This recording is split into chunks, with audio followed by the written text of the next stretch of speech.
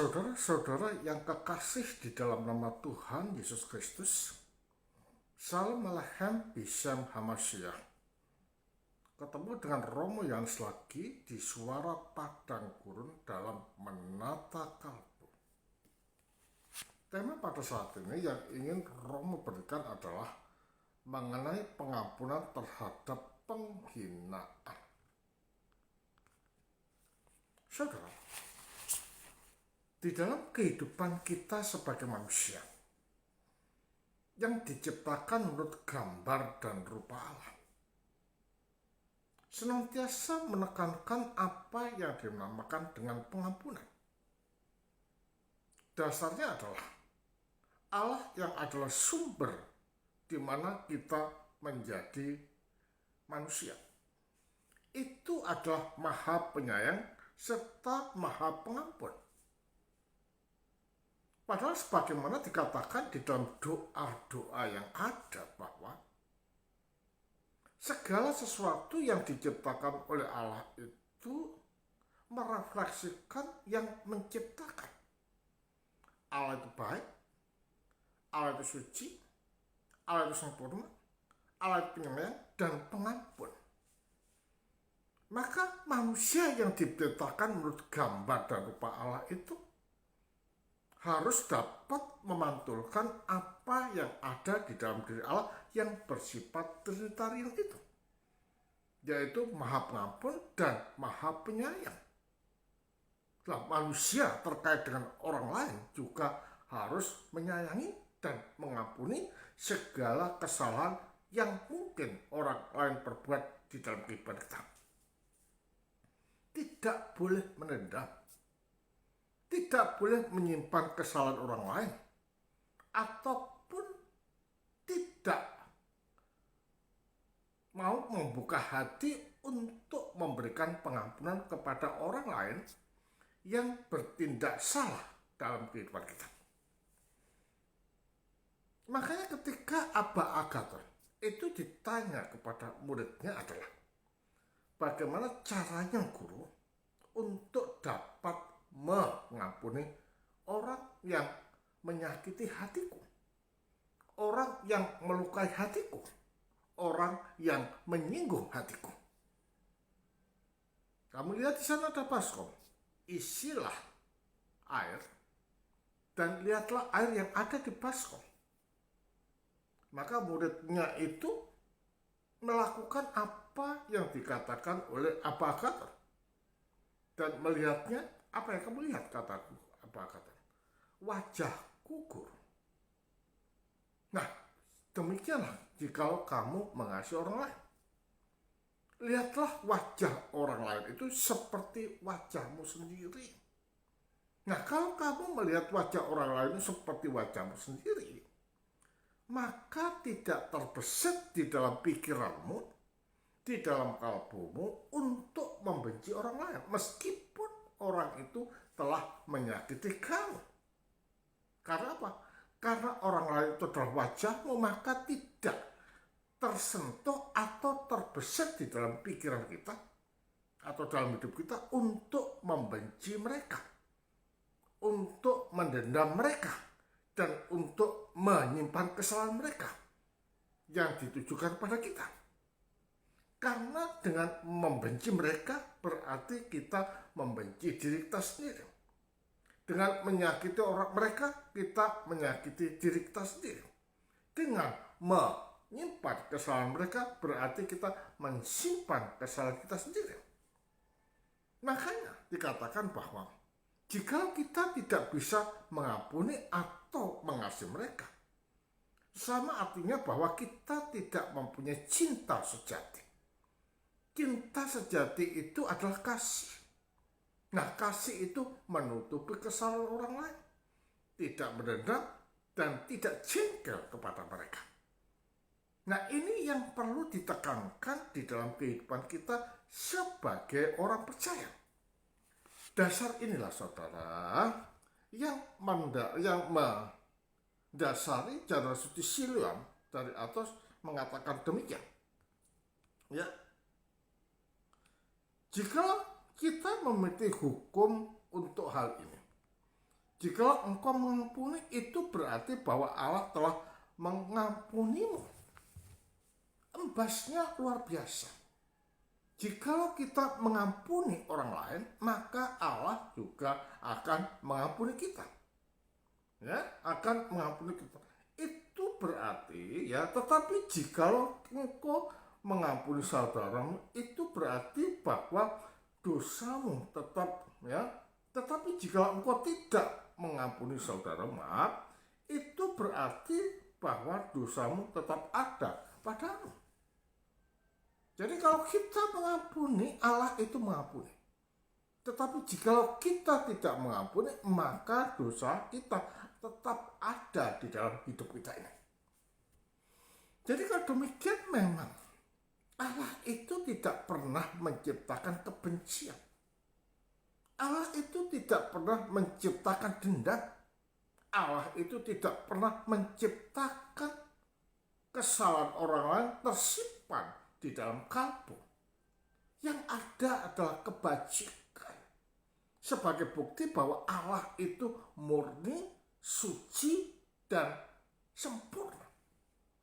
Juga dikatakan oleh Saint Peter dari Gereja mengatakan demikian. Kita semua harus mati. Saudara-saudara terkasih, dari tidak saling mengasihi. Makanya dikatakan oleh seorang rahib, pada waktu kita hidup hendaknya kita mati, supaya pada waktu kita mati kita hidup. Mengapa demikian? Pada waktu kita hidup hendaknya kita mati. Artinya dengan keinginan dosa yang ada di dalam kalbu kita, kita matikan, kita hancurkan, ya. Supaya apa? Supaya kehidupan kita ini baik di hadapan Allah dan dituntun oleh rahmat ilahi kepada kebajikan untuk memantulkan apa-apa yang ada di dalam diri Allah. Ya. Jadi kalau demikian kehidupan manusia itu betul-betul harus merefleksikan Allah dalam kesucian, dalam kesempurnaan, di dalam laku baik, setia, sabar, dan tidak menghina, serta juga tidak pernah menyimpan kesalahan orang lain. Ini adalah kehidupan manusia yang diinginkan oleh Allah untuk manusia lakukan. Juga dikatakan demikian, jika kita tidak diperdamaikan dengan musuh kita yang telah kita sakiti, dan jika seorang melukai yang lain, jika tidak mengampuni dia, maka kita tidak akan memiliki berkat yang kekal di dunia ini. Berkat kekal di dunia ini hanya didapat jika kita mengampuni orang. Jika kita memandang wajah orang lain seperti wajah kita sendiri. Karena apa? Kalau kita tidak memandang wajah orang lain seperti wajah kita sendiri, kita berada di dalam bahaya. Kita tidak saling mengampuni, kita tidak saling berdamai, kita juga tidak saling hidup di dalam keharmonisan. Ingat saudara, bahwa kita ini adalah memantulkan apa yang ada di dalam diri Allah. Sang Bapa, Sang Putra, dan Roh Kudus. Itu saling terkait, saling mengasihi, dan saling melengkapi di dalam hidup. Sehingga dengan demikian, jika kita dikatakan sebagai gambar Allah, tidak ada dalil kita untuk membenci orang. Tidak ada dalil untuk kita tidak hidup harmonis dengan orang. Tetapi kasih dan keharmonisan itu harus kita dapatkan sebagai manusia yang diciptakan menurut gambar dan rupa Allah. Hati kita harus bersih. Hati kita harus clean. Pikiran kita jangan mempunyai agenda yang jelek kepada siapapun. Membenci, menjati, mempunyai nafsu niatan-niatan jahat. Jangan saudara. Kalau kita menjadi bapak rohani atau ditempatkan pada posisi seorang rahib atau elder, mungkin akan mengatakan demikian kepada muridnya. anakku, jangan engkau melakukan sesuatu yang jelek kepada siapapun, tetapi tanamkan kebersihan di dalam kalbumu, sehingga engkau dapat mengasihi siapa saja yang membenci kamu, yang memusuhi kamu, yang menyakiti kamu. Jangan tipis teriangmu, saudara, anakku, dan bereaksi terhadap apa-apa yang musuhmu lakukan. Ingat bahwa kita ini dikatakan sebagai manusia. Jikalau kita terkait dengan orang-orang lain, karena orang-orang lain itu juga adalah satu esensi di dalam kemanusiaan. Jadi kalau demikian, keutuhan kita jikalau kita terkait dengan manusia-manusia yang lain. Karena manusia-manusia yang lain itu adalah kita. Mengapa? Karena kita terikat dengan manusia yang lain dan itulah utuhnya manusia kita. Jadi kalau demikian, hidup kita ini betul-betul sebagai perefleksi atau pemantul hubungan Allah dalam dirinya sendiri yang bersifat trinitarian itu. Juga dikatakan demikian, dan Bapa Surgawi tidak akan mengampuni dosa-dosa kita. Jadi ingat di sini, luar biasa. Manusia suruh selalu bersatu, selalu harmonis. Makanya manusia dikatakan sebagai makhluk yang berbagi, pada saat yang sama adalah makhluk agamawis, rohani, tetapi senantiasa menekankan kepada orang lain di dalam hidupnya sendiri. Karena hidupnya ini tidak bisa hidup sendiri tanpa keterikatan dengan yang lain.